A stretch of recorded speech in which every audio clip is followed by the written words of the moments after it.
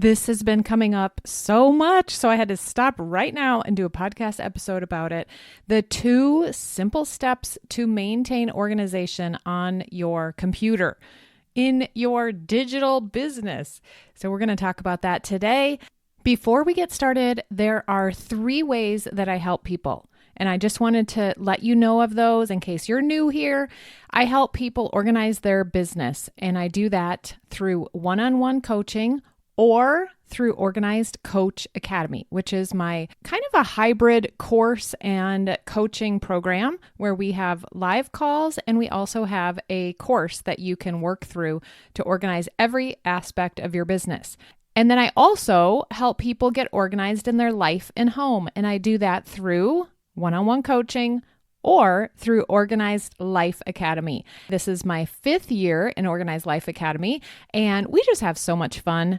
We actually just had a live event, and I'm going to talk about that in another episode, but it's so fun being in community, getting together, knowing people. It motivates, it helps you keep going. And in Organized Life Academy, we declutter and organize our home and our life. And this year, we're focusing on implementing routines, and we're using the 12-week year with our goals. If you are interested in any of those, one-on-one coaching, Organized Coach Academy, or Organized Life Academy, please visit my website at simplysquaredaway.com. And if you're not sure, Tracy, what do I need? Sign up for a call with me. It's free. simplysquaredaway.com/appointments, and we'll talk about the next step for you. Now, let's get started. Are you ready to work less, feel more organized and productive, streamline repetitive tasks, and implement systems that allow your coaching business to run smoothly even without you? If so, you're in the right place. Welcome to the Organized Coach Podcast, your go-to source for practical tips and solutions. I'm your host, Tracy Hoth, professional organizer, certified life coach, simplifying expert, and most of all, down-to-earth fellow coach just like you. No matter if you think you're missing the organizing gene, have ADHD, or just love anything organizing, I'm here to help you become an organized coach with a business that works for you. Pull up a seat and let's get started. 2 steps to maintain your organization. Now, first of all, let's start by just talking through getting organized is a project. It's a project that you're going to decide to do, and you're going to focus on it. You're going to commit to it, and you're going to follow a plan to organize your business. Okay? That's the first thing. Or if it's your house or your, paper or whatever it is, you are committing to a project of organizing this area. That is something that starts and it ends. And it's great. Using the 12-week year is what I'm doing this year, and I love that. It's a project. I'm going to start. I'm going to break it down into 12 weeks. I'm going to follow a plan, and I'm going to get it done. That's how I think about a project, and that's what you will be doing when you decide that you're going to organize. I don't think organizing as a project goes on forever. I think that's depressing.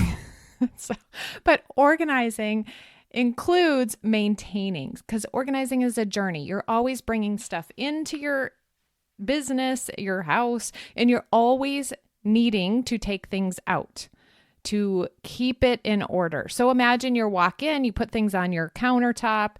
You always have to pick those up and put them away. Now, if you have things set up initially where you can put certain things away as you walk in, or they have a home that you put them in, that's one step that you've reduced. Instead of just piling it all on the counter, you put the things where they go before you set them down. And now that one step is gone. You don't have maintenance because you have this step in place and you've practiced it, you've decided what it is, and you're doing it. But organizing is a project, and then we have to maintain it. So what I want to talk about today is one habit that you can do to maintain organization. You can even start doing this before you do the project of organizing. So everyone listening, you can start doing this right now. The only problem is if you don't have homes for these items, it's not going to help. It's not going to keep you organized. You're still going to be scrambling, looking for things on your computer and not knowing where things are. So I recommend committing to the project of organizing, and do that with me, either one-on-one coaching or through Organized Coach Academy. So either of those two ways, you're committing to this project. And then once you have a file structure, your computer is organized, then there's this thing that I'm going to talk about has been coming up a lot. It's so simple. When you bring something into your computer or you make something in your computer, there's two things you must do. The first thing is to name it. And the second thing is to home it, put it in a home. If you do those things and you practice doing those every single time you make something or download something or bring it in, you are going to maintain your organization and your file structure. It's when we have these habits that we just download something, it's not named properly, it's not in a home, it goes to either our desktop or our downloads folder, and then you don't do anything about it. You don't have anything in place where you go back and you clean that up. That's going to be a problem. That's not going to keep the project that you just organized. It's not going to keep your computer organized. You're going to have stuff all over the place and you're not going to remember where it is. It's not going to be searchable because it doesn't have a good name. And so it's going to cause you suffering. Is that the right word? Frustration, overwhelm. So there's a simple thing that you start doing. You open your document that you're making, you put a name on it, and you put it where it's supposed to go. Now, even easier than that is I like to go into my Google Drive. That's what I use, but you go into whatever you use. If it's on your computer, that's fine. Go into the folder on my Google Drive that I use, that it's going to live in, and then I start the document there because that's eliminated the step of homing it. It's already in its home. So when I go to prepare and get ready for a podcast, I go into my podcast folder, then I open the folder of the number of episode it is, and once I'm in there, I start a new document, and then a little Google Doc tip is I type the title in the document itself, and then I go up to the title of the document space, up a little bit on the left, and I click in it, and it pulls the first line. It pulls my title. So now I don't have to type it twice. I don't have to cut and paste it. I know that it's there. So I type the title in the document, and then I go up and click in the title space, and then it's housed and it's named. Those are the two things that you need to do every time you make a document. Now, when you download something, so that's when you're making a new document. But what about when you download something? When you're downloading it, there's settings on your computer that you can adjust. So you're not automatically putting something in your downloads folder or on your desktop or anywhere else that it goes. But you're choosing, let it have you choose where you want to download something. So I typically have this habit, which I'm not recommending, but I'm usually in the middle of something and I'm working on something, and then I have the habit of just downloading it to my desktop because that's easy. I know where to find it. It's right there in one click. I don't have to click through a bunch of folders. So I download it to my desktop, and then I usually am uploading it or putting it somewhere in something that I'm doing as my project. But now it's on my desktop, and I like it on my desktop so I can see it. I can see when I've downloaded a bunch of stuff and I need to clean it up. Cleaning it up is not a problem because I have the foundational structures in place and I can put things where they go, and I can do that quickly. So it's not a big deal. But I also could download things and immediately put them where they're supposed to go, download them into the place where they live. So let's say, like so many of us, I'm hoping you can relate to this. But let's say you have a freebie that you showed an ad and you're like, I need that. I'll download that now. And so you sign up and you get this free download and you download it to your computer. That would go in, like if you use my file structure, it would go in education, and it would go in free, and then it would go in either a topic, like let's say it's an email marketing thing or an AI thing or a sales thing. You might have a topic like that, a folder that it would go in that folder. You also might have the person who downloaded it. You would put it under their name because maybe you have other things from them that you've downloaded. So it would go in a folder with their name or a folder by topic. So when you download it straight into that folder. Now, what happens with me is if I download something, I kind of want to read it. And if I put it in that folder, I probably won't remember because I was in the middle of doing something else and I got distracted and attracted to something that I thought I needed. So I usually download it to my desktop so I can look over it and read it. And then when I finish doing that, I'll put it where it goes. My system works and is fine with me downloading it to my desktop because I clean that up often. I don't like messy desktop. I don't like to see it. And so when I see that it's getting like 2 or 3 rows of files or PDFs or screenshots or whatever, I take those and I put them in their home or delete them. So that's a task that I do often because I like to have a clean desktop.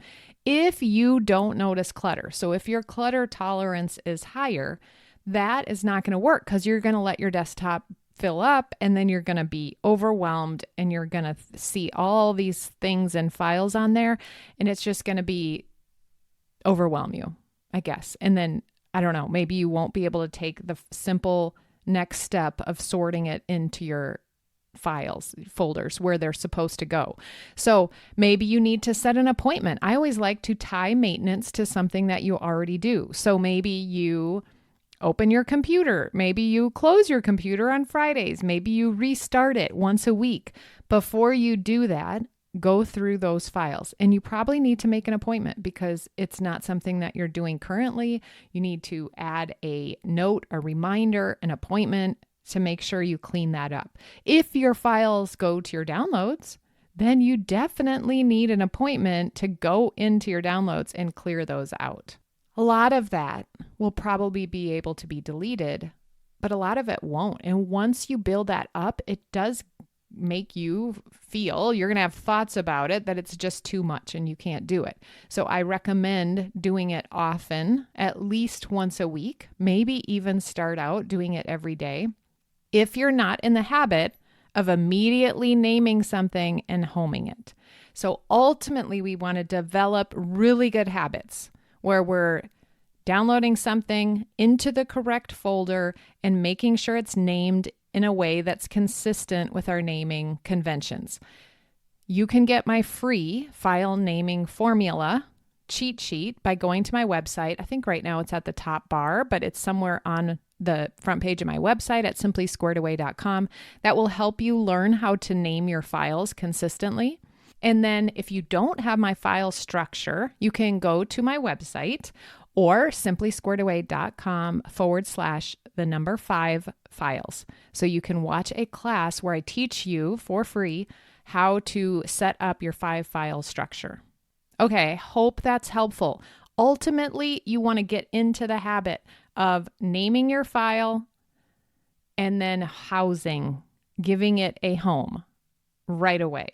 And if you don't do that right away, you need something on your calendar, some sort of maintenance in place so that you're putting things away as they go. And remember, if you need to do the project of organizing, the project of setting this system up in your computer and organizing your computer, don't delay.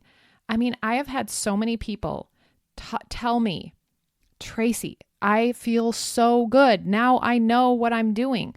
Now I know where things go. Now I can find things. I have this structure. My brain feels more organized. I can find things on my computer when I need them. So don't delay that. That peace of mind allows your mind the space, your brain the space, and the ability to be creative and to create and build your business. When you are filling it with frustration and overwhelm and like searching and wasting time, it doesn't have the same capacity because it's using its energy to do all of that. So Really take the time to invest in organizing your business, and you will be so grateful. Your future self will be grateful. And imagine if you give it 12 weeks, that is your project, and you really commit to that. At the end of those 12 weeks, you're going to be able to look back and, oh my gosh, it's so much better. And I have to tell you, by the time this airs, maybe we'll be through, or we'll be like on lesson 4 or 5, module 4 or 5 in the Organized Coach Academy. And with the little AI assistants, it's been so fun. We have AI assistants for our mindset, to help us organize our computer, to create and gather our assets and put them in one place that we can find with one click. And then our time. Oh my goodness. Getting our time organized is huge. So those AI assistants in each of those modules has been so fun. People can play with those, use those. It is such an encouragement, because each step, they're just so kind and so sweet. And they're telling us, good job, great job. I'm so proud of you. That's exactly what you should be doing. And it's so fun. So it makes the entire experience of getting organized actually fun. And what else has been really cool this round, you can jump in at any time, but we did a live round. So you have all those call replays to go back and watch if you want to. And the people in our Slack group, these amazing coaches, are getting together and doing co-working time. And they're throwing their link in the Slack group, and which is our private community. And then you can jump on a call, you can co-work. We have co-working sessions once a month in there, but it's fun. It's so great that they're putting their own links in there and getting together and connecting with each other. So in community, with AI assistance, with my 17 years of experience, to create this one place where you can get this project done, and then maintain it by naming and homing every document or download you bring into your computer. Okay, you have an amazing day. We will see you next week. Wait, if you're finding this podcast useful, you must check out the Organized Coach Academy. It's my course where I walk you through every step to get your business organized, to get yourself organized, to save money and time, to prepare to hire someone, to do all the things that you want to do in your business with ease. Check that out at simplysquaredaway.com/OCA. Also, I'm sure you've heard this a million times, but I would love it. It's my way of knowing that you're enjoying the podcast if you leave a written review. I have lots of freebies for you. They're linked in the show notes. You can find them in my bio on Instagram at Tracy Hoth. And until next week, have a beautiful day.